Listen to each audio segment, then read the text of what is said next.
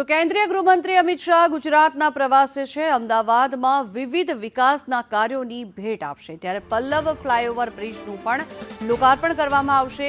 117 કરોડના ખર્ચે આ પલ્લવ બ્રિજ તૈયાર કરવામાં આવ્યો છે। 925 મીટર જેની લંબાઈ છે અને 8.40 મીટર બ્રિજની પહોળાઈ છે। શાસ્ત્રીનગરમાં અમિત શાહ જાહેર સભાને પણ સંબોધશે। ત્યારે 1593 કરોડના વિવિધ અનેક વિકાસ કાર્યોની ભેટ આપશે।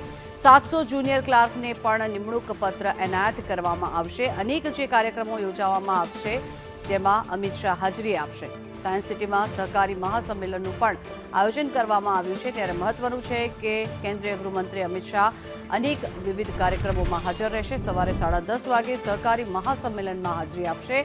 સાયન્સ સિટીમાં સહકારી મહાસંમેલનનું આયોજન કરવામાં આવ્યું છે અને ત્યારબાદ 11:45 મહેસાણાના ગોઝારિયામાં તેઓ હાજર રહેશે। ગોઝારિયામાં નર્સિંગ કોલેજનું અમિત શાહના હસ્તે ઉદ્ઘાટન થશે। ત્યારે સાણંદમાં અમિત શાહની ઉપસ્થિતિમાં તિરંગા યાત્રા યોજવામાં આવશે। 3:15 કલાકે સાણંદના એકલિંગજી રોડથી આ તિરંગા યાત્રાની શરૂઆત થશે અને સાંજે 5:30 કલાકે અમદાવાદમાં પલ્લવ બ્રિજનું લોકાર્પણ કરવામાં આવશે। એએમસીના પણ વિકાસ કાર્યોનું લોકાર્પણ અને ખાતમુહૂર્ત કરવામાં આવશે।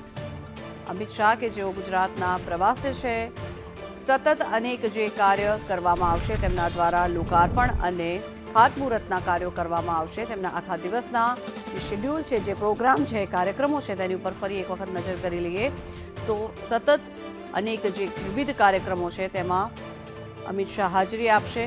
મહત્વનું છે કે ઓપરેશન સિંદૂર બાદ પ્રથમ વખત અમિત શાહ ગુજરાતની મુલાકાતે છે અને મહત્વનું છે કે સાંજે અમદાવાદને નવી એક ભેટ મળવા જઈ રહી છે। પલ્લવ બ્રિજનું લોકાર્પણ પણ કેન્દ્રીય ગૃહમંત્રી અમિત શાહના હસ્તે કરવામાં આવશે।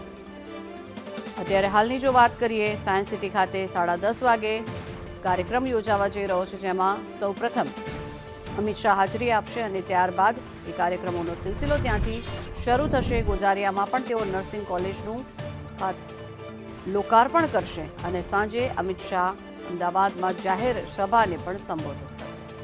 અમિત શાહના હસ્તે આજે અમદાવાદના પલ્લવ ફ્લાયઓવર બ્રિજનું લોકાર્પણ થવાનું છે। 117 કરોડના ખર્ચે આખો પલ્લવ ફ્લાયઓવર બ્રિજ છે તે તૈયાર થઈ ચૂક્યો છે અને આજના દિવસે ગૃહમંત્રી અમિત શાહના હસ્તે લોકો માટે આ બ્રિજ ખુલ્લો મુકાશે।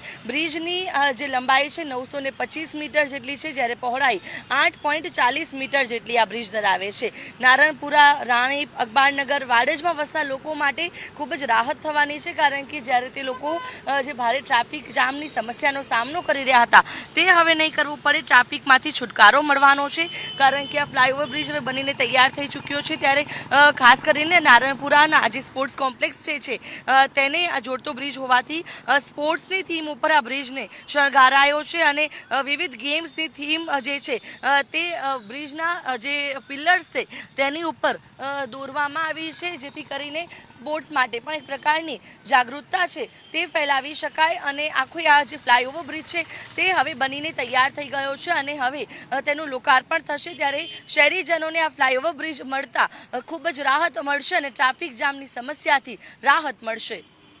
કેમેરા પર્સન મનીષ વાણિયા સાથે આયુષી યાજ્ઞિક, સંદેશ ન્યૂઝ, અમદાવાદ।